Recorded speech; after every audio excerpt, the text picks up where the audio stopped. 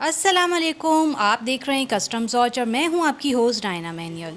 जी नाजरीन, आज मैं आपकी मुलाकात एक ऐसी शख्सियत से करवाने जा रही हूं जिनका शुमार ना ख़वातीन में होता है ना मर्द हजरात में, लेकिन उनका ताल्लुक़ ट्रांसजेंडर कम्युनिटी से है। वो ना सिर्फ ट्रांसजेंडर कम्युनिटी के हकूक़ के लिए हमेशा आगे आगे खड़ी नज़र आती हैं, बल्कि बात करें सिंध और बलूचिस्तान में बच्चों और औरतों के हकूक़ के लिए भी उन्होंने मर्दों की शाना बशाना काम किया है। बात करें सियासत के मैदान की तो वहाँ भी उन्होंने अपनी काबिलियत का लोहा मनवाया है। साथ ही साथ में अदाकारी में भी उन्होंने अपनी काबिलियत, हुनर और अपने जौहर दिखाए हैं। आज हम मुलाकात करवाएंगे बिंदिया राना से। वो इस मकाम पर किस तरह पहुंची, घर की चार दीवारी से लेकर यहाँ तक का सफ़र उन्होंने किन मुश्किलात और दुश्वारियों से तय किया, तो ये तमाम तफसीलात जानने के लिए साथ रहिएगा। अब मैं आपकी मुलाकात करवाऊंगी बिंदिया राना से। उनकी ज़िंदगी के पसे पर्दा हक़ाइक़, तमाम मुश्किलात और वो चीज़ें भी हम आपको दिखाएंगे, उनसे जानेंगे कि वो यहाँ तक किस तरह पहुँची। तो बात करते हैं बिंदिया राना से। अस्सलाम वालेकुम। जी वालेकुम सलाम। पहले तो सबसे पहले मैं दारुल हमना करवा दूं, मेरा नाम बिंदिया राना है। मैं फोकल पर्सन हूं सोशल वेलफेयर डिपार्टमेंट की सिंध की, एग्जेक्टिव डायरेक्टर हूं जिया फाउंडेशन की जेंडर टेक अलायंस, और एमडी जी हमारा इदारा जो औरतों के खिलाफ बहबूद के लिए काम करता है, तो उसकी मैं प्रेसिडेंट हूँ। थैंक यू सो मच कि आप लोग मेरे पास आए और आप लोग कहते हैं कि मैं अपनी दिल की बातें शेयर करूँ। दिल की बातों में बहुत सारे गम भी हैं, बहुत सारे मसले भी हैं, बहुत सारी खुशियाँ भी हैं। खुशियाँ तो खैर मैं कहूँ कि बहुत कम है। और सबसे पहले तो मतलब एक ख्वाजा सरा को जो मुश्किल दरपेश होती है आम ख्वाजा सरा को, वो फैमिली मैटर होता है। जब वो ख्वाजा सरा 12-13 साल की उम्र में आता है ना, तो तब उसके ऊपर घर की तरफ से तनकीद शुरू हो जाती है कि आप यूँ ना उठें, यूँ ना बैठें, बाहर जाने पे पाबंदी, अकेले। अगर वो तालीमी इदारे में है, तालीम हासिल कर रहा है, तो वहाँ के लोगों की वोटिंग होती है, उसको अजीब व गरीब लफ्ज़ों से पुकारा जाता है। अगर वो मदरसे की तरफ रिलेटेड है तो मदरसे में उसका मजाक उड़ाया जाता है। वो अगर रास्ते में आए तो मजाक उड़ाए। तो जब ख्वाजा सरा 14 या 15 या 16 साल की उम्र में होता है, तो वो इन सब चीज़ों से बागी होने की कोशिश करता है। बहुत कम ख्वाजा सरा मेरे तरह खुश नसीब होंगे कि जिनको फैमिली सपोर्ट करती है। मुझे अपनी मम्मा बहुत सपोर्ट करती थी, मेरे मतलब वालिद साहब बहुत सपोर्ट करते थे, मगर फिर भी घर में बड़ा भाई जो है उसकी बड़ी तनकीद होती थी कि आप यूँ ना बैठो, आप यूँ ना उठो। और कभी कभार मौका मिल जाता तो खुशकिस्मती जब बड़ा भाई भी नहीं है, अबू भी नहीं है, तो ज़ाहिर 7 बहनें थी, 8वीं मैं थी खुद, तो मैं बहनों के रुपट्टे ओढ़ लेने, नाखून पॉलिश लगा लेनी, ये करनी। तो घर की तरफ से ज़रा ज़्यादा मतलब मुझे दिमागी तौर पे अंडर प्रेशर किया जाता था कि मैं यूँ ना बैठूँ, यूँ ना उठूँ, यूँ ना बात करूँ। तो घर के अलावा मुझे लगता था कि कोई और है जो मेरा अपना है, अब वो नहीं पता वो कहाँ है। तो फिर मतलब गुरु चेला सिस्टम जो है इंडिया और पाकिस्तान में तो ऑलरेडी है गुरु चेला सिस्टम। फिर मुझे मतलब मेरे भाई की शादी हुई तो एक गुरु आए, उन लोगों ने बधाई लेने के लिए। मुझे नहीं पता कि मैं उनके साथ क्यों बैठ गई, क्यों ज्वाइन हो गया। मुझे ऐसा लगा जैसे ये मेरे फैमिली मेम्बर हैं। फिर हम लोग उस दौरान बैठ के बातचीत करके मैंने उनसे एड्रेस ले लिया, कहाँ रहते हो। वो मेरी गली से 2 गलियाँ आगे ही रहते थे। फिर मेरा वहाँ आना जाना शुरू हो गया। जब वहाँ आना जाना शुरू हो गया, घर वालों को पता चला, तो यहाँ पे मुझे डांट पड़ती थी, वहाँ पे प्यार मिलता था। वहाँ पे मैं अपनी मर्ज़ी से लिपस्टिक लगा सकती थी, मस्तियाँ कर सकती थी, अपनी लैंग्वेज बोल सकती थी, जो घर में मुझे। फिर आस्ता आस्ता ऐसा हुआ कि मुझे घर से इजाज़त मिल गई, तो मैं कभी कभार उधर जाती थी। जैसे हफ्ते में मैं मतलब 2 दिन वहाँ रह लिया और 5 दिन घर रह लिया। फिर एक टाइम ऐसा आया कि मैं हफ्ते में 2 दिन घर होती थी और 5 दिन वहाँ होती थी। फिर ऐसा आया कि मुझे ज़ाहिर है मैंने अपने मतलब पापा को बोला कि ज़ाहिर मैं जिनके पास आती जाती हूँ, मेरी दोस्तें कहती हैं मैं उनके घर जाती, वो तो मेरे घर नहीं आ सकते। तो फिर मुझे अपने अब्बू ने वालिद साहब ने अलग से फ्लैट लेके दिया आना जाना। फिर मैं प्रॉपर गुरु चेला सिस्टम में आई। उसके बाद एक लंबी दास्तान है कि मैं उनके साथ जैसे गुरु चेला सिस्टम है, बधाइयाँ। कभी भी इंसान को ना गुज़रा हुआ वक्त नहीं भूलना चाहिए। वक्त तो है मैं सबको जो सिखाता है। तो मुझे वालिद साहब ने एक दिन बुलाया और उसने बोला कि ये 240 गज़ का बंगलोज़ है, ये मैंने तेरा नाम लगाया। हम लोगों ने जहाँ तक तुम पढ़े, जहाँ तक हासिल की, हमने आपकी मदद करी। तो लिहाजा ये है कि कल को आज हमें कल नहीं होंगे, ये 240 गज का बंगलो चाहिए और मैंने सुना है कि तुम अपने गुरु के साथ जाते हो प्रोग्राम पे, फंक्शन पे, बधाइयों पे। मैं उस चीज़ को बुरा नहीं कह रहा हूँ, मगर बात ये है कि अगर कोई मुझसे पूछे, कोई मुझसे अजीज़ या रिश्तेदार पूछता है भाई फ़िलाँ बेटी क्या कर रही है, भाई वो ये कर रही, फ़िलाँ बेटा क्या कर रहा है, ये कर। अगर कोई तुम्हारे बारे में पूछे तो मैं उनको क्या बोलूँ, हम लोग राणा राजपूत है तो तू मिरासियाँ वाला काम शुरू किया है। तो मुझे अजीब सा एक धचका लगा। तो मैंने अपने वाले साहब को कहा, पापा मतलब यहाँ भाई का शादी हुई तो उन लोगों को बुला के बड़ी इज़्ज़त दी कि नचवाया गया और उनसे दुआएं ली गई। मेरा भतीजा हुआ तो आप लोगों ने उनको बोला कि आपके दुआओं से ये कुछ हुआ, तो आपने बड़ी इज़्ज़त दी। अगर मैं ऐसी हूँ तो आप मतलब मुझे एक मिरासियों के साथ कंप्रोमाइज़ कर रहे हैं और उस चीज़ को मतलब बुरा कह रहे हैं। उसने बोला ये चीज़ मैं नहीं कह रहा हूँ, ये माशरा कहता है। तो लिहाजा ये है कि मैं ये कहता हूँ कि मुझे इस चीज़ पे एतराज़ नहीं कि तुम क्या हो या तुम क्या करते हो, इस चीज़ पे एतराज़ नहीं। मैं तुमसे ये कहना चाह रहा हूँ कि कुछ ऐसा करके बताओ कि अगर मुझसे कोई अजीज़ रिश्तेदार पूछे, बोलो फ़िलहां लड़की ये करी, अगर वो ख्वाजा सरा है, हिजड़ा है, टीचीज़ है, मगर वो ये कर रहा है तो मैं कुछ तो कहने जैसा हूँ ना। खैर वक्ती तो और वो बातें मुझे अजीब लगी और मैं जब वापसी आई, फिर एक मेरी सहेली थी, उसका नाम हिना था और उसकी और मेरी, उसका अंदरूनी पंजाब से ताल्लुक़ था। वो अपने घर वालों से बातें करती थी तो उसकी माँ बोलती थी कि तुम कराची के उस टाइम हालात भी बहुत ख़राब थे। तो उसने बोला कि वो उसको बोलती थी कि खुदा ना करे अगर तुम्हें कुछ हो जाए, जब हमें कुछ हो जाए तो फिर क्या करेंगे। तो वो अक्सर कहती थी बिंदिया है ना, बिंदिया है ना। अच्छा, उस अचानक मेरी सहेली की तबीयत ख़राब हो गई और हम उसको हॉस्पिटल ले जा रहे थे तो रास्ते में उसका इंतकाल हो गया। तो उसके गुरु ने बोला कि इसको वापसी ले चलो, इसका तो इंतकाल हो गया। उस टाइम इतनी सहूलियात नहीं थी, बामुश्किल से टैक्सी मिलती थी। तो हम लोग उसको रिटर्न वापसी ले आए। उसके घर वालों से रब्ता किया तो उसकी माँ ने बोला कि मैं इसको इसकी ज़िंदगी जीने दी जिस तरह की ज़िंदगी जीना, और इसने भी घर बनाए, बहनों की शादी करवाई, भाई की करवाई, मगर मैं माँ हूँ। अब हमारे पास इतना सोर्स नहीं है कि मतलब हम सारे वहाँ हैं या इसके डेड बॉडी। अब आप लोग जो है कि इसको मतलब मैं माँ हूँ, मैं एक दफ़ा इसको देखना चाहती हूँ, आप इसकी डेड बॉडी यहाँ ले आएँ। तो उस टाइम मतलब मुझे नहीं पता था कि कानूनी तरीके क्या होते हैं। तो उसने बोला अगर आप नहीं ले आएंगी तो मैं एक माँ के नाते के होने से, वो कहती थी बिंदिया है ना, आपको जा रहा आपकी कमेंट्री को मैं दिन क़यामत वाले दिन गिरेबान से पकड़ूंगी कि आपने मेरे बच्चे को मुझे आखिरी दीदार भी न करने दिया। वो बहुत रो रही थी। तो जब मैंने फिर अपने वालिद से रब्ता किया, फिर मुझे पता चला जी इसके तो मतलब जाके इसका डेथ सर्टिफिकेट बनवाना पड़ेगा। फिर हम डेड बॉडी को वहाँ हॉस्पिटल दोबारा लेके गए। जब हम लेके गए तो उसकी डेड बॉडी को ये सोच के कोई हाथ नहीं डाल रहा था कि वो एक डेड बॉडी ख्वाजा सरा की है, हमारे में उतरवाने में कोई मदद नहीं कर रहा था। फिर हम जब अंदर ले गए वहाँ अजीब व गरीब निगाहों से देखा जा रहा था।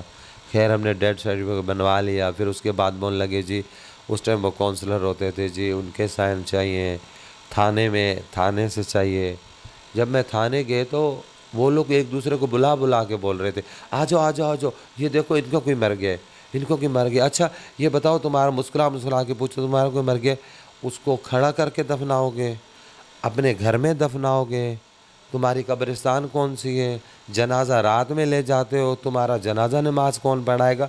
ये सब सवालात मुझसे मुस्कुरा के पूछे जा रहे थे। उस टाइम पूछे जा रहे थे जो जान से ज़्यादा मेरी दोस्त थी और वो मर चुकी थी। तो मेरे को समझ नहीं आ रही थी और मतलब कि मैं करूं तो करूं क्या। तो फिर मैंने उनसे एक सवाल किया, तुम्हारा कोई फौत हो जाए तुम लोग इस तरह मुस्कुराते हो, इस तरह अरे हम भी मुसलमान हैं, हमारा जनाजा नमाज वैसे होता है जैसे एक आम इंसान का होता है, हमारी कब्रिस्तान वही होती है जो तुम्हारी है भाई, हमारी कोई चीज़ डिफरेंट अलग नहीं। हम घर में किराए का घर है कि मैं घर में दफनाऊँगी, दूसरी मंजिल के वहाँ दफनाऊँगी, या अगर अपना घर है तो मैं उसको खड़ा करके वहीं दफनाऊँगी, वो कब्रिस्तान है। ये जनाजा नमाज वही होता है जो आम आदमी का होता है। तो ये उसके बाद उसकी डेड बॉडी तो भिजवाने, फिर वापसी आके कुछ अरसे के लिए मैं बिल्कुल ही मतलब मैं लोगों से चिढ़ चुकी थी, अपनी फैमिली मेम्बरान से चिढ़ चुके थे, गुरु चेला सिस्टम से चिढ़ चुके थे। और मैं बैठी थी तो ऐसे में मतलब एक दफ़ा मेरी एक दोस्त की कॉल आई तो वो कहने लगी कि यार वो खुदा की बस्ती सीरियल जो है ना, एक तो खुदा की बस्ती ब्लैक एंड वाइट या कलर में राशिद शमी साहब बना रहे हैं, तो उसने बोला है कि मुझे कुछ हिजड़े चाहिए उसके लिए, एक्टिंग के लिए। तुम वैसे भी आजकल किसी एक्टिविटी में नज़र नहीं आती हो, घर में बैठी हो। तो मैंने उसको बोला हाँ यार मैं काम कर लूँगी। फिर हम लोग वहाँ पे गए, ऑडिशन दिया, एक कॉन्ट्रैक्ट साइन हुआ राशिद शमी। उस टाइम अली सलीम, बेगम नवाज अली वो उसमें पहले रोल मतलब कर रहे थे ऑलरेडी। तो फिर ये है कि फिर अल्लाह ज़िंदगी दे राशिद शमी साहब को कि वो फिर जो हमारी लाइनें थी वो मुझसे पूछता था तुम्हारे गुरु चैनल सिस्टम में क्या होता है क्या होता है। फिर वो ड्रामा पता नहीं 265 किस्तें कितनी चली, मैं शुरू से लेके आखिर में थी। मगर बाज़ दफ़ा मुझे ड्रामे में भी मतलब वो जो है दुश्वारी पेश यूँ आई कि जब वो कुछ एपिसोड चले, वो हफ्ते में 2 दिन चलता था जियो एंटरटेनमेंट पे, तो फिर ख्वाजा सराओं ने एतराज़ करना शुरू कर दिया, मेरे पे जुर्माना भी आयद हुआ कि जो चीज़ें हमारी ढकी छुपी थी वो तुम दिखा रही हो। क्योंकि मैं लोगों को दिखाना चाह रही थी कि ये कुछ होता है, हमारे दिल में गम क्या होता है, हमें टेंशनें क्या होती, पर वही चीज़ मैं बता रही थी और राशिद शमी साहब वही लाइनें मुझे दे रहे थे। तो फिर मैंने वो मतलब मैं वहाँ पे गई तो मैंने उनको बोला गुरुजी साथ दे, वो बोले जी आप इतना जुर्माना दे दें, दंड दे दें। मैंने निकाल के वो रकम भी रखी, उसके साथ और भी डबल करके रखी। तो वो कहने लगे ये तो इतना जुर्माना है, तुम ये डबल रकम क्यों दे रही हो। मैंने बोला और ऑफिसर भी आने वाले हैं, मैंने कॉन्ट्रैक्ट साइन किया है, तो लिहाजा मैंने काम करना है और भी, तो इसलिए जुर्माना एडवांस में रख लो। तो उन लोगों ने बोला नहीं फ़िलहाल तो हम ये रख रहे, दोबारा तुम्हारा नकल हरकत देखा तो फिर करेंगे। तो बाद में फिर वही ख्वाजा सराओं के साथ जब मैं कि मार्केट में गई, बाज़ार में गई, तो वो लोग देख के बोलते थे अच्छा ये वो है जो खुदा की बस्ती में आती है। फिर वो लोग जब घरों में बधाइयाँ लेने गए तो वो लोग पूछते थे एक ड्रामा आता है खुदा की बस्ती अल्लाह, उसमें तुम्हारा दिखाया गया कि तुम लोग किस तरह बेचे रहन सहन दिखाया गया, हमारे तो आंखों से आंसू भी आए। तो फिर ख्वाजा सरा कमेंट्री मेरे साथ ज्वाइन होने शुरू हो गया कि एक अच्छी एक्टिविटी हो रही है जिसमें लोगों को अच्छा रिस्पॉन्स जा रहा है। बहरहाल फिर कुछ इदारे थे जो कुछ यतीम बच्चों के लिए काम करते थे, कोई बेवाओं के लिए करता था, तो कोई माजूरों के लिए करता था। तो अच्छी बात है, इदारे होने चाहिए, लोगों को काम करना चाहिए। मगर जब उन इदारों के पास मैं गई, मैंने बोला कि तुम ख्वाजा सराओं के लिए काम करते हो, तो उन लोगों ने बोला हम ख्वाजा सराओं के लिए काम नहीं करते। तो मैंने बोला मुझे काम करने का शौक़ है, तो आप लोग जो है मुझे अपने साथ मैं फ्री हैंड काम करूँगी, सैलरी भी नहीं, क्योंकि मुझे मम्मी पापा की सपोर्ट थी, घर में काम करने वाली रख के दी हुई थी और वो किराया वगैरह भी वो देते थे, अखराजात सारे उठाते थे। तो मैंने उनको बोला कि मैं फ्री हैंड। वो कहने लगे बिंदिया जी हम लोग आपको बिंदिया वैसे नहीं रख सकते। क्यों नहीं रख सकते? एक तो तुम खूबसूरत बहुत हो और दूसरा ये कि लोग बोलेंगे हमें इश्क हो गया है, फिर ये बात हमारे घर तक पहुँचेगी। मतलब मैंने ये जजमेंट किया यही खूबसूरती किसी लड़की पे आए तो रिश्ते अच्छे आएंगे, वो मॉडल बन सकती है, वो ड्रामा, यही खूबसूरती अगर ख्वाजा सरा पे तो उसके लिए अजाब है। तो मतलब मुझे ये समझ में नहीं आई बात। तभी मैंने सोचा कि नहीं, मुझे अपने कंधे पे खुद बोझ उठाना पड़ेगा। फिर उसी दौरान ही मैं काम कर रही थी, एक लड़की थी रागनी, और वो अमेरिका से आई थी, उसने एक डॉक्यूमेंट्री बनानी थी। बात यह कि वो जब लड़की आई तो मुझे कहने लगे उसने एक सब्जेक्ट चुना था ख्वाजा सराओं के ऊपर। तो कोई भी उस टाइम उस ज़माने में ख्वाजा सरा बात करने के लिए तैयार ही नहीं होता था।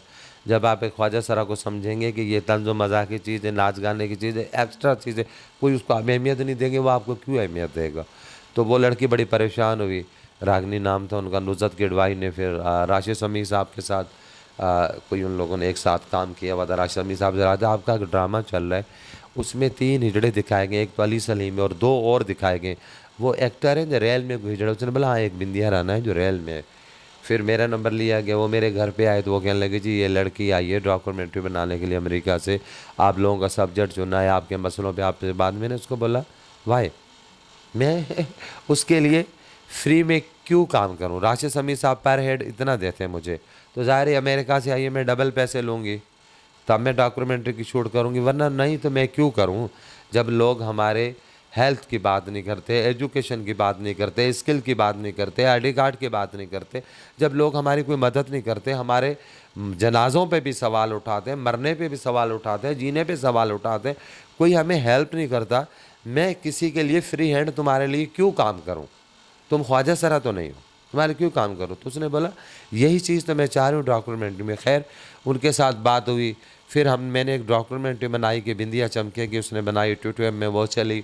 उसके बाद एक लंबी दास्तान है। फिर उसके बाद जो है मैंने सोचा कि मतलब मैं ख़ुद अपना इदारा रजिस्टर करवाऊँ, फिर रागनी ने, मैंने, नुजरत किडवाई ने बैठ के जिया का नाम सोचा, जनरल इलेक्ट्रिक अलायंस का नाम सोचा। फिर उसके बाद मैं वेब की 4 साल मेंबर रही। फिर उसके बाद मैंने अंदरून Sindh Balochistan free medical camps लगाए। फिर 2009 में जो सुप्रीम कोर्ट के अहकाम आगे, free education, free health, 2% quota और वगैरह वगैरह, तो हमने सुप्रीम कोर्ट के जो लॉयर थे असलम खाकी साहब वहाँ पे जो हमारे केस को देख रहे थे, तो मैंने उनको एक ईमेल करी, उनका ईमेल एड्रेस लिया कि ये चीज़ चाहिए। वो हर 15 दिन बाद कोई अच्छा फ़ैसला आता था, हम कराची प्रेस क्लब से जाके उसको वेलकम करते थे। तो मैंने फिर उनको बोला जब हमारे आईडी कार्ड ही नहीं है तो जब वाई ये सारे फैसले बेकार है, जब हमारे पास आईडी कार्ड ही नहीं है। उस टाइम हमारे आईडी कार्ड तो मर्दों वाले बनते थे, जबकि औरतों वाले बना ले, जब मर्दों वाले बना ले। जब हमारी शनाख्त ही नहीं है तो ये चीज़ें सारे बेफजूल हैं, क्योंकि हमारे औरतों और मर्दों वाले आईडी कार्ड बने हुए। ख्वाजा सराओं की तो जिन्स ही नहीं है, कोई भी चीज़ आएगी सोलिया आप आएंगे, वहाँ से औरतें भी फ़ायदा उठाएंगे, बंदे भी उठाएंगे। फिर सुप्रीम कोर्ट का आर्डर था कि इनके आईडी कार्ड बनाओ। फिर नादरा में अजीब व गरीब सवाल हो रहे थे कि मेडिकल चेक कब होना चाहिए, मेडिकल सर्टिफिकेट, हमें क्या पता चले कौन ख्वाजा सरा असली है कौन नकली है। फिर मैं एक टीम लेके नादरा में घुसी, प्रेस मीडिया, न्यूज़ 1 की नादिया नकवी थी मेरे साथ और मैंने बोला अभी ये प्रेस मीडिया आई है, उसके बाद डॉक्टर आएंगे, आप लोगों का मेडिकल चेकअप होना चाहिए ना, क्या पता यहाँ नादरा में कितने ख्वाजा सरा हों। तो हर चीज़ का हर चीज़ जवाब दिया। 2013 का इलेक्शन भी लड़ लिया। उसके बाद जी जो सुप्रीम कोर्ट के अहकाम थे, सुप्रीम कोर्ट के एक लेटर लिखा कि हम कराची बेस हैं, हमारे पास इतने अखराजात नहीं कि हम इस्लामाबाद में आके हर हेयरिंग में फ़ाइट करें, और यहाँ कुछ भी काम नहीं हुआ है। फिर सुप्रीम कोर्ट ने सिंध हाई कोर्ट को लिखा कि इनकी बात सुनो। सिंध हाई कोर्ट में जब हमारी हेयरिंग हुई तो फिर सारे इदारों को लेटर गए, हेल्थ डिपार्टमेंट को गया, तालीम को गया, मुख्तलिफ जो इदारों को जिनको बोला गया था, सोशल वेलफेयर डिपार्टमेंट, तो सारे जब वो कानून के दायरे में, मैंने बोला अब सुनाओ, अब तुम लोग अच्छे रहे, जब हमारी सुनवाई नहीं करते तो नकल व हरकत में आए। अब 2018 का जो हमारा कानून साजी का बिल था, 2018 में हम लोग सेनेट में गए, उस टाइम रज़ा रब्बानी साहब थे, उसने काफ़ी मतलब जो है सपोर्ट करी रज़ा रब्बानी साहब ने, वो हमने कानून साजी किया कि बिल चारों सूबों ने बैठ के बनाया। जो अभी आके जो चैलेंज हुआ उसमें मतलब कितने सारे अल्फाज उठे, ये अमरीकी एजेंडा है, इसराइली एजेंडा है, कौम यूथ से हमें जोड़ा गया, ये जोड़ा गया। यार मैं लोगों से सवाल पूछती हूँ, सिर्फ एक आईडी कार्ड में एक एक्स ही आया है ना, वो भी एक्स ख्वाजा सरा नहीं बनवा रहे एक्स वाला कार्ड भाई, क्योंकि हज और उम्रे के लिए सऊदी अरब नहीं मान रहा। आपने कानून साजी करी, घर में रख ली, आपने दूसरे मुल्कों को बताया नहीं है। तो हमें तो हज और उम्रा तो हमारी सबसे बड़ी खुशी होती है, उस चीज़ पे उठे। आप लोगों ने एक इशू और खड़ा कर दिया, उस आईडी एक्स वाले कार्ड पे क्या है, मुझे सरकारी जॉब मिल रही है, कोई मुझे मतलब 120 गज का घर मिल रहा है, प्लॉट मिल रहा है, बंगलोज मिल रहा है, क्या मुझे मिल रहा है, उसके ऊपर कुछ नहीं मुझे मिल रहा। सिर्फ एक मुझे शनाख्त मिली, आप वो बर्दाश्त नहीं कर रहे। आप बोल रहे जी नहीं जी, कई मर्द थे जिन लोगों ने औरतों वाला कार्ड बनवा लिया, कई औरतें थी जिन लोगों ने मर्दों वाला कार्ड बनवा लिया। अरे भाई आईने पाकिस्तान है ना, अगर किसी ने ऐसा किया तो कानून नकल हरकत में आए ना। एक औरत को क्या पड़ी वो एक्स वाला कार्ड बनवाएगी, वो मर्द बोलेगी या मर्दों क्या, या पढ़े लिखे लोग दिखे खाते फिरते जॉब नहीं मिले। एक औरत को क्या ज़रूरत है, एक मर्द को वो औरतों वाला कार्ड बनवाए, या औरतों को क्या मिल रहा है, तेज़ाब फेंके जा रहे हैं, तशद्दुद हो रहा है, गोली मारियाँ जा रही हैं, इतना कुछ जुल्म सितम हो रहा है, कारों केसों में हो रहा है। यार एक क्या है जो मतलब जो लोग हमारा आर्टिकल, मेरी कम्युनिटी तो आज भी रोडों पे बेगिंग कर रही है। मेरी कम्युनिटी को कोई शीमा किरमानी माशाल्लाह बहुत अल्लाह ने इज़्ज़त दी है, क्लासिकल डांसर हमारे लिए फ़ख्र है, मेरी बहुत सी दोस्त है। मगर देखो ना, अगर शीमा किरमानी डांस करे तो आर्ट से क्लासिकल डांस है, ख्वाजा सरा नाचे तो कंजर खाना है। तो ये डबल पॉलिसी लोगों की मुझे मेरी समझ से बाहर है। एक उस कार्ड पे फिर मुख्तलिफ लोगों ने पेचो मिला। पहले आप कानून साजी का बिल पढ़ तो लेना भाई। एक अगर कोई भी अगर औरत जो मर्द आईडी कार्ड एक्स डलवा लेता है वो तो शादी से महरूम हो जाएगा। और अगर हमारा ख्वाजा सर एक्स वाला कार्ड बनवाता है उसकी विरासत में क्या हिस्सा है इसका कोई अता पता नहीं। एक्स वाला कार्ड बनवा के नाम चेंज करवाते हैं। अगर वो मैट्रिक पास है, एमए है, डबल एमए है, उसकी जो उसका डॉक्यूमेंट्स कौन चेंज करके देगा। आप इस चीज़ पे नहीं आ रहे। यहाँ 75 ख्वाजा सरा केपेकी में गाजर मूली की तरह कत्ल होते हैं। मैं अफसोस के साथ कहती हूँ उस टाइम ये इंसानी हकूक़ वाले, इंसानी हकूक़ की तंजीमें तो हमारे साथ खड़ी हुई, ह्यूमन राइट्स तो हमारे साथ खड़ी हुई, सिंध कमीशन तो हमारे साथ खड़ी हुई, सिविल सोसाइटी तो हमारे साथ खड़ी हुई। या किसी ने पैसों भेजा, कुछ नहीं किया। मगर ये जितनी भी मजहबी तंजीमें थी ये बाहर क्यों नहीं निकली? ठीक है वो हिजड़ा था, वो कुसरा था, मगर वो एक इंसान तो था ना, कत्ल तो एक इंसान हुआ। तो कहते हैं एक इंसानियत, एक बंदे का कत्ल, एक बंदे जो कत्ल करता है पूरी इंसानियत का। आप क्यों नहीं बाहर निकले? आप उस चीज़ के लिए बाहर तो नहीं निकले। हमें हेल्थ की सहूलियात नहीं मिल रही, आप लोग बाहर नहीं निकले। हमें इज़्ज़त का रोज़ी रोज़गार जॉब का कोड़ा नहीं है, आप बाहर नहीं निकले। हमें तालीम से महरूम है, आप बाहर नहीं निकले। हमें गली कूचों में भीख मंगवाया गया, हमें नचवाया गया, हमने भूखे पेट भरने के लिए पता नहीं क्या कुछ किया, आप हमारे लिए बाहर नहीं निकले। आप हमारे लिए दीनी तालीम के लिए बाहर नहीं निकले। तो आप सिर्फ एक बिल को लेके एलजीबीटी गे कम्युनिटी एलजीबीटी, तो भाई पहले तो लोगों को पता ही नहीं था कि एलजीबीटी क्या है। आप लोगों ने इतना शोर मचाया, इतने टिप टॉप पे चीज़ें चल रही है, आजकल बच्चे बच्चे को पता है कि एलजीबीटी है क्या, लेस्बियन क्या क्या क्या। तो मैं बोली प्रमोट हमने नहीं किया, उस बिल में कोई एलजीबीटी का जिक्र नहीं है, उस बिल में कोई ऐसा नहीं, आपने प्रमोट कर दिया। ये इसका जवाब तो आप देंगे, या नहीं देंगे तो देंगे। देखें, दीन इस्लाम अमन का, मोहब्बत का, भाईचारे का दर्ज देता, नफ़रत का दर्ज देता नहीं। मैं उन उलमा किराम की बहुत इज़्ज़त करती हूँ कि वो दीन इस्लाम का दर्ज देते हैं, हमें बताते हैं कि हमारे दीन ने क्या हमें मतलब सिखाया है, हमारे दीन ने माँ का अदब कितना रखा है, बाप का अदब कितना रखा है, बहन का हकूक़ कितना रखा है। मैं उन उलमा को दोनों हाथों से सलाम करती हूँ।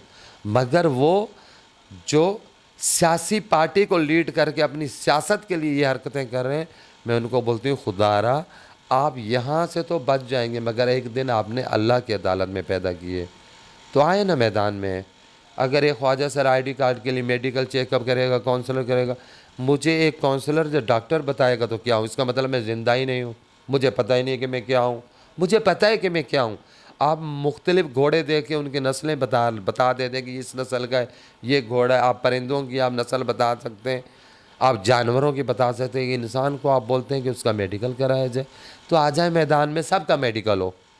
देखो ना, आए दिन डिवोर्स की यहाँ कोर्टों में केस भरे होते हैं, हाय लड़के ने शादी करी, लड़का नामर्द था, हाँ ये औरत बच्चे नहीं पैदा कर सकती, मुख्तलिफ अल्फाजों से नवाजते होते हैं। तो फिर आप आए ना, सबका मेडिकल होना चाहिए आईडी कार्ड से, तो शायद हमारी तादाद ही डबल हो जाए। तो इस तरह की चीज़ें ना करें, इस तरह की ना करो। कोई भी इस चीज़ की इजाज़त नहीं देता। जो इंसान होगा वो ख़ुद बोलेगा कि मैं क्या हूँ। फिर आप बोलें जी माँ बाप, किसी के अगर 14, 15, 17 साल में माँ बाप अलग हो गए, बहन भाइयों ने छोड़ दिया, गुरु चेला सिस्टम में आए, माँ बाप बात नहीं करना चाहते, बहन भाइयों के पास जाएंगे तो वो ख्वाजा सरा कत्ल हो सकता है, कुछ हो सकता है। वो माँ बाप कहाँ से लाए कि वो बताया जी मेरा बेटा, जो मेरी बेटी ये ख्वाजा सरा है, वो लिख के दें। तो फिर अब जिनके माँ बाप मर गए फिर क्या हो, उनका आईडी कार्ड नहीं बनेगा। तो ये तकियानूसी बातें हैं, खामखा की बातें हैं। आप हमें रास्ता दें, हमें इज़्ज़त दें। अगर कुछ नहीं दे सकते ना तो कम से कम यार इज़्ज़त तो दे दें ना। आप तो वो इज़्ज़त भी नहीं दे रहे। उस बिल में क्या है, हमने जब वो जब बिल हम लोग जब बना रहे थे, करने थे, हमने आईन पाकिस्तान सामने रखा, हमने कानून साथ बिठाए, हमने सियासतदान बिठाए, हमने लॉयर साथ बिठाए। वो कोई बिंदिया राना या 4 सूबों के कोई 4 ख्वाजा सराओं ने नहीं मिला। वो सेनेट से पास हुआ, नेशनल असम्बली से पास हुआ, सदर पाकिस्तान ने। क्या उस टाइम ये तंजीमें नहीं थी? आज 4 साल बाद आपको याद आ गया। तो खुदारा आप चूरन बेचें, आप सियासत करें, अपनी चीज़ों पे सियासत करें, बिजली की बिलों पे सियासत करें, हर चीज़ पे सियासत करें। आप लोग साथ बैठ भी जाते हो, आप लोग एक दूसरे, पहले तो मतलब हमें तो ये समझ नहीं आती कि आए दिन आप लोग इतनी बड़ी रिलीफ लेते हैं। ये आपके सर में दर्द हो तो अमेरिका और लंदन भागते हैं, यहाँ तो सरकारी हॉस्पिटलों में हमें पर्ची मिलती है। ज़रा इस बात पे आवाज़ उठाएं, इस इशूज़ पे आए। आप दुनिया भर में अमेरिका का डंडा बोलते हैं, ये जी अमेरिकन एजेंडा है तो फ़लान है तो टीर मटीर। उन्हीं मुल्कों से आप फंड लेते हैं, उन्हीं मुल्कों से आपके प्रोजेक्ट चलते हैं, सेहत के चलते हैं। तो यार जब आप किसी को बुरा कहते हैं तो आप साइड भी तो करें ना। आप सियासत में आने इन होने के लिए पता नहीं क्या क्या सोशल मीडिया को यूज़ करते हैं, मगर आप ये नहीं सोचते कि आप ऐसे पिसे हुए तबके के लिए कर रहे हैं। इस्लाम मेरा बहुत वसी है, इस्लाम को कोई मसला नहीं है। मसला लोगों को तो हो सकता है। इस्लाम अमन का, मोहब्बत का, भाईचारे का दर्ज देता है। हमारे ख्वाजा सराओं में कोई हिंदू कम्युनिटी से ताल्लुक़ रखता हो, जिसे मर्ज़ी रखता हो, हम साथ खाते हैं, साथ पीते हैं। हम बोलते हैं मज़हब बाद में, इंसानियत पहले, और यही हमारा इस्लाम दर्ज देता है। क्या एक एक हिंदू है, क्रिश्चियन है, ईसाई है, सिख है, क्या उसको मेरे रब ने पैदा नहीं किया? क्या वही जो हवा एक मुस्लिम को लगती, क्या उनको नहीं लगती? उनको भी तो मेरा रब देता है ना। तो ये सब रब कायनात के मेरे रब के कलर है, उसकी कुदरत है। उसकी कुदरत को आप चैलेंज ना करो, आप उसके बनाए हुए इंसानों को चैलेंज ना करो। मैं एक मिट्टी का पुतला बना लूँ और 10 लोगों से पूछूं कि कैसा लग रहा है, उसमें अगर 6 बोलते हैं ये बुरा लग रहा है और 4 बोलते हैं वो 4 अच्छे लगेंगे, जो 6 है वो मुझे जहर लगेंगे। आप अगर रब की बनाई हुई चीज़ों पे उंगलियां उठाएंगे, ये उठाएंगे, तो मैं ये नहीं कह रही मुझे मेरे रब ने तख्लीक किया है, क्या मैं कुछ गलत करूँगी, कुछ ऐसा करूँगी, क्या मैं रब की गिरफ्त से बाला तरूँ? मुझे मेरे रब ने बनाया है ना, मैंने अपने रब को जवाब देना है। मैं जैसी ड्रेसिंग करूं मैं भी बोलूँ, आप बोलते हैं जी कोई ये चीज़ करे तो खुदा की लानत है, ये करे, आप ये बोलने वाले कौन होते हैं? आप लानत देने वाले कौन होते हैं? मैं जब अपने रब के पास जाऊंगी तो मेरा रब ही मेरे जिस्म का हिसाब लेगा। कोई और कौन होता है मेरे जिस्म का हिसाब लेने वाला? क्योंकि मुझे तख्लीक किसी बंदे ने नहीं किया है, मुझे तख्लीक मेरे रब ने किया। हाँ, मेरे नकलो हरकत से, मेरी बातचीत से, मैं किसी को तशद्दुद करती हूँ, किसी को हार्ड करती हूँ अल्फाजों से, आप मुझे कोर्ट पे केस कर सकते हैं, मुझे कानूनी चाराजाई कर सकते हैं, मगर मेरी ज़ात पे, मेरे जिस्म पे कोई सवाल नहीं उठा सकता, क्योंकि मुझे मेरे रब ने तख्लीक किया है, ये उसकी कारीगरी है। मैं जैसे चाहूँ बनूँ या सवरूँ, किसी को क्या तकलीफ़ है भाई? हाँ, कोई मर्द है वो अपनी तरीके से ड्रेसिंग करता है, कभी कुर्ता पहन लेता है, कभी पैंट शर्ट पहन लेता है, कभी बाल बड़े रख लेता है, कभी छोटे लग लेता है। मैं ऐसे अल्फाज नहीं यूज़ करना चाह रही हूँ जो मतलब दिलादारी किसी की हो। तो यार जब हम नहीं करते हैं तो आप कौन होते हैं?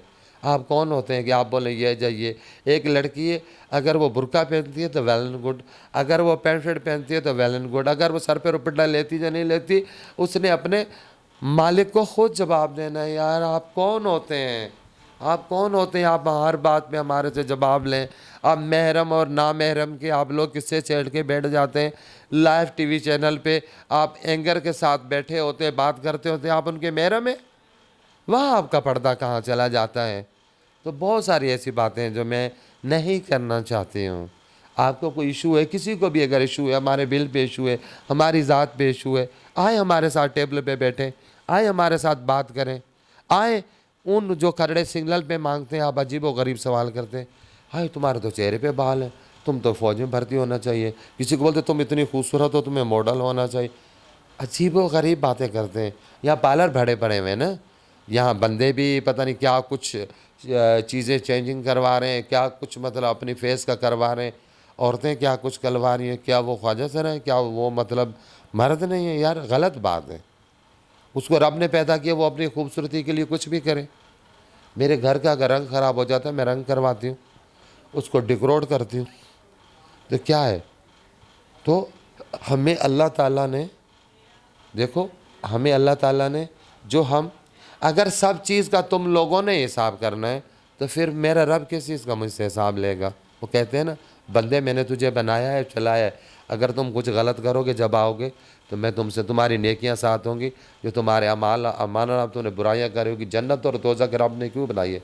तो खुदारा यहाँ किसी को भी जन्नत और दोज़ख बनाने की ज़रूरत नहीं है, वो मेरे रब के पास है। हाँ, मेरी नकलो हरकत से, मेरी ज़ात से, मेरे अल्फाजों से किसी को तकलीफ़ होती है, मैंने किसी के साथ ज़्यादती करी है, तो उसके लिए पुलिस भी है, थाना भी है, कोर्ट भी है, वो सबके लिए है। तो मेरे पे साथ जब मेरे लोगों पे नहीं उठाएं, जो लोग जो जब से कोई, हम लोग 15 या 20 साल पहले मुग़ल आज़म के दौर में हम मेलात में होते थे, हम गवर्नमेंट में होते थे, गोरे के दौर, गोरे के कानून में आके हमें क्या हमारे साथ किया गया। यहाँ पाकिस्तान वजूद में आने के बाद हमारे लोगों को दीवार से लगाया गया कि नाच गाने की जगह, तंज़ो मज़ा की जगह, आप लोगों ने क्या दिया?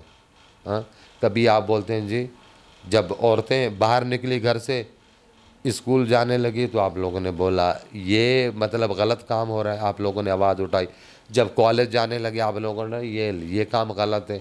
जब वो जॉब करने लगी तब आप लोगों ने बोला ये गलत है। अरे जब एक औरत मजबूत होगी तो वो आने वाले बच्चे को मजबूत करके उसको परवान चढ़ाएगी।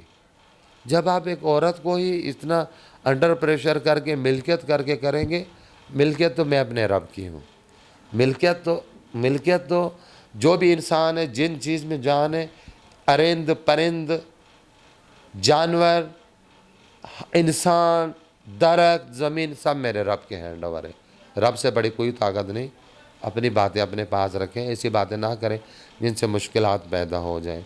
अभी हम लोगों ने जो 2002 से मैं काम कर रही थी, अभी ये जो इन लोगों ने बातें करी 2022 में, हमें इतना धचका लगा कि हम लोग 10 साल पीछे चले गए। बड़ी मुश्किल से हम फिर आगे आए। तो खुदारा, तो आप सियासत में ऐसी चीज़ें, जिन लोगों ने अल्लाह अल्लाह करना है ना, वो फिर सियासत छोड़ दें, अल्लाह अल्लाह करें। आप यूँ ना करें कि मीठा मीठा चप चप तो कड़वा कड़वा तू ना करें ना। फिर अगर ख्वाजा सरा अल्फाज कोई बोल ले, फिर बर्दाश्त का मायदा भी रखो। ये मेरी ज़ात पे कोई सवाल उठाएगा, आ जाओ मैदान में। अगर ID कार्ड के लिए मेडिकल मस्ट है तो सब करवाएं, फिर सबका ID कार्ड पे मेडिकल होना चाहिए। बाकी ये पहनने पे, ओढ़ने पे, इस पे मैंने अपने रब को जवाब देना, मैं किसी को जवाब दे नहीं हूँ। आना है तो आओ। हमारे जो जिनको स्किल नहीं आते उनको स्किल सिखाओ। क्या एक बंदा अगर 40-50 साल से बेगिंग कर रहा है, वो अब भी बेगिंग करता रहे, क्योंकि उसकी उम्र ज़्यादा होगी, हम उनको जॉब नहीं दे सकते। उनको जॉब ना दी जाए, फिर मरते दम तक भीख मांगता रहे। अगर अगर हेल्थ की सहूलियत नहीं मिली, उनको अभी भी ना मिले। उसको अगर पहले स्किल नहीं सिखाया गया, उनको अभी भी स्किल नहीं सिखाया जाए, तो खुदारा ये चीज़ छोड़ दें। तो यहाँ तो बोलते हैं जी पाकिस्तान मांगना जुर्म है। कोई ख्वाजा सरा कोई नज़र आ जाए, उसको पर्चा कट जाता है, जी ये बेगिंग कर रहा था, बेगिंग करना जुर्म है। एक ख्वाजा सरा अपने भूखे पेट के लिए, काम नहीं है, जॉब्स नहीं है, कुछ प्रोग्राम नहीं है, कुछ नहीं, तो वह बेगिंग कर रहे तो आप जुर्म कह रहे हैं। यहाँ तो साल के 12 महीने मांगो लगा हुआ है। बिंदिया राना मांगे तो डोनेशन है, फंडिंग है। यहाँ तो नीचे से लेके ऊपर तक सारे मांगते हैं। वज़ीर आज़म मांगता है, सदर मांगता है, सारे मांगते हैं भाई। मांगो कल्चर ही बन गया। मगर एक देखो ना, अगर पर्चा करना है तो फिर सबके खिलाफ करो ना। अल्लाह करे कि हमारे हुक्मरान अच्छे आए। तो 2013 में मैंने इलेक्शन का हिस्सा लिया। मुझे लग रहा था मैंने जंग में हिस्सा ले लिया। दुनिया भर की तनकीद, दुनिया भर की बातें, अल्लाह वो चीज़ें बोली गई कि सोच, मैं तो हंसती हूँ कि मतलब इस तरह के मुझे कमेंट्स किए गए, इस तरह के मतलब मुझे अंडर प्रेशर किया गया। मगर मैंने ना तो मैं बिकी ना तो झुकी। मैंने आखिर तक ठीक है मैं हार गई। तो उस हल्के में हुई धांधली थी। 4 साल बाद पता चला धांधली थी। शुरू से केस चल रहा था धांधली, आखिर में पता चला धांधली है।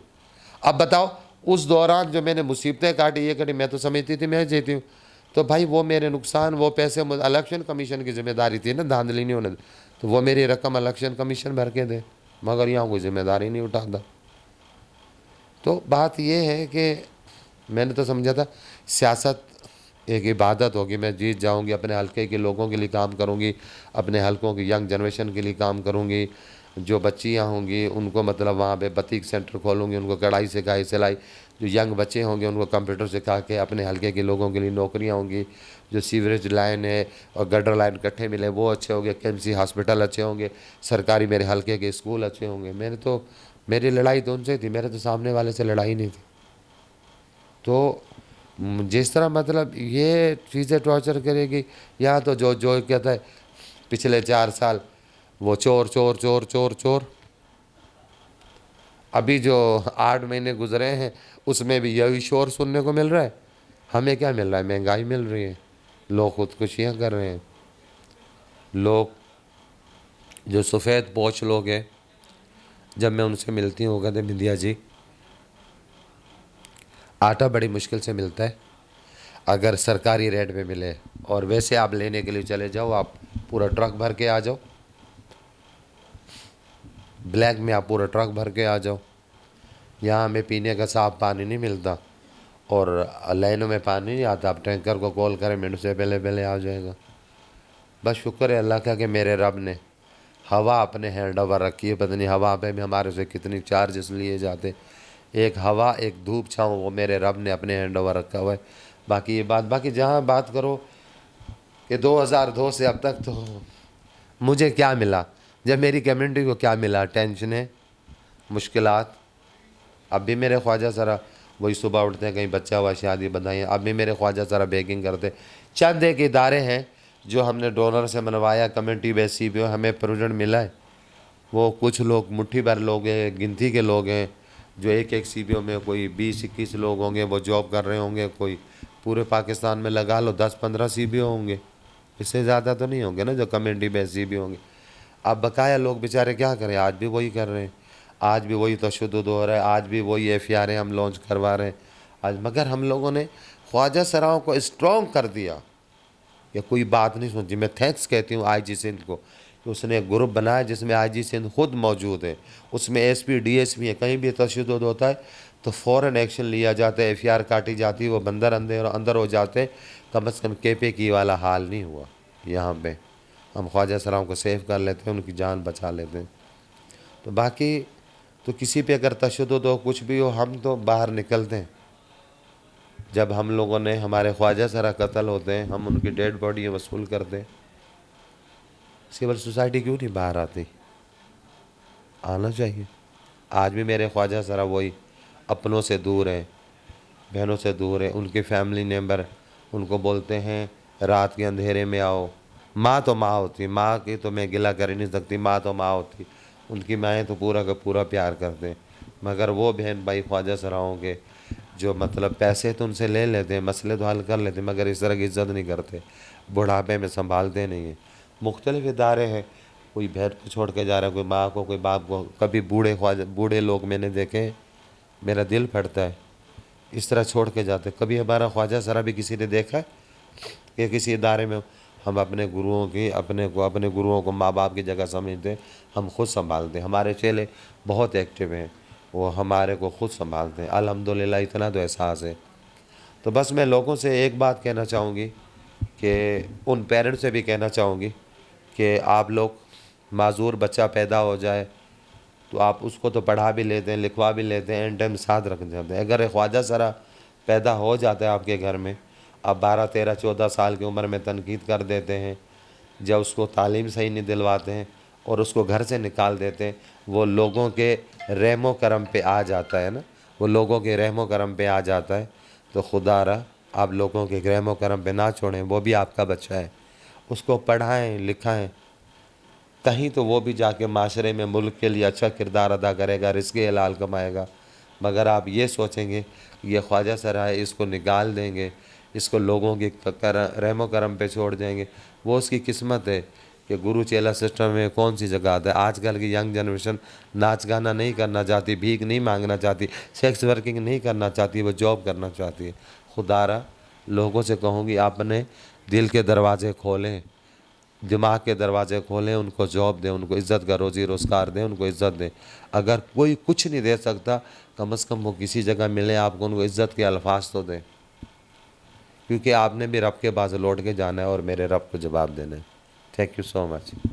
कुरान करीमा की एक आयत है, और अल्लाह जिसे चाहे बेटियां दे और जिसे चाहे बेटे अता करे और जिसे चाहे मिला जुला कर। तो इस आयत में अल्लाह ताला की तरफ से एक वाज़े इशारा है कि ट्रांसजेंडर्स भी अल्लाह ताला की मखलूक हैं। अगर हम इन्हें कुछ दे नहीं सकते तो कम से कम प्यार, मोहब्बत और इज़्ज़त ज़रूर देनी चाहिए। हम मुख्तलिफ़ टिकटॉकर्स और मुख्तलिफ़ टैलेंट को बिला वजह प्रोमोट करते हैं, तो ये भी हमारी सोसाइटी का एक हिस्सा हैं और हमें इन्हें ज़रूर सपोर्ट करना चाहिए, प्रोमोट करना चाहिए। कैमरामैन मोहम्मद फ़ारूक के साथ डायना मैनुअल, कराची।